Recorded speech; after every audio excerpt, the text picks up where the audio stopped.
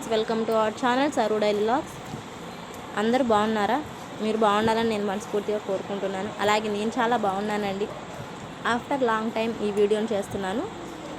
నా వీడియోలు మీకు నచ్చినట్లయితే ఖచ్చితంగా లైక్ చేయండి, షేర్ చేయండి, సబ్స్క్రైబ్ మాత్రం మర్చిపోమాకండి.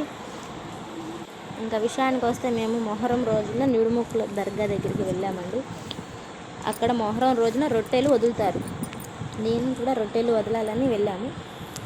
అసలు రొట్టెలు ఎందుకు వదులుతారంటే, మనం ఏదైనా కోరిక కోరుకొని ఆ కోరిక తీరిన తర్వాత ఈ రొట్టెలు వదలడం జరుగుతుంది. పోయినసారి నేను కోరిక కోరుకున్నాను కాబట్టి అది తీరింది, అందుకే ఈసారి రొట్టెలు వదలాలని వచ్చాను. పోయినసారి వీడియో తీసామండి, అది అప్లోడ్ చేశాను. దానికంటే బెటర్గా వీడియో తీయాలని అనుకున్నాను. బట్ వర్షం కారణంగా, కానీ అక్కడ వెళ్ళిన కొంచెం సేపుకే వర్షం పడి నిలబడటానికి కూడా ప్లేస్ లేకుండా అయిపోయింది. కాబట్టి కుదిరినంత వరకు మాత్రం వీడియో అయితే షూట్ చేశామండి. మీరు కూడా ఈ దర్గా దగ్గరికి వెళ్ళాలనుకుంటే ఖచ్చితంగా నెక్స్ట్ ఇయర్ రొట్టెల పండుగకి వెళ్ళండి. అక్కడ ఏదైనా కోరిక కోరుకుంటే వెంటనే తీరిన తర్వాత మళ్ళీ రొట్టెలు అనేది వదలాలి. అది కూడా మొహరం రోజే వదలాలండి.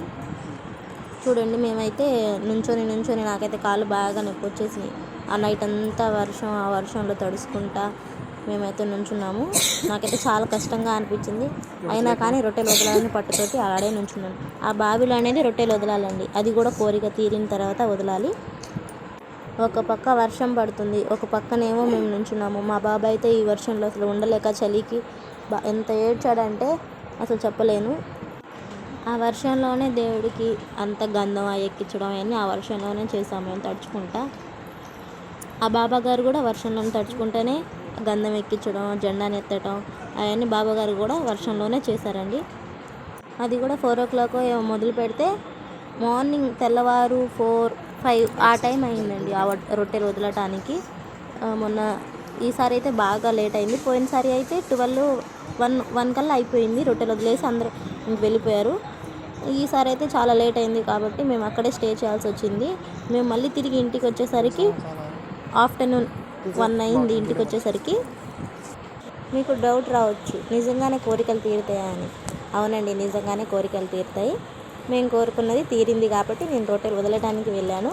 అది కూడా సంతాన రొట్టె. నాకు బాబు పుట్టాడు. ఇది చాలా అండి కోరికలు తీరుతాయని చెప్పడానికి. 1 year లోపే తీరింది.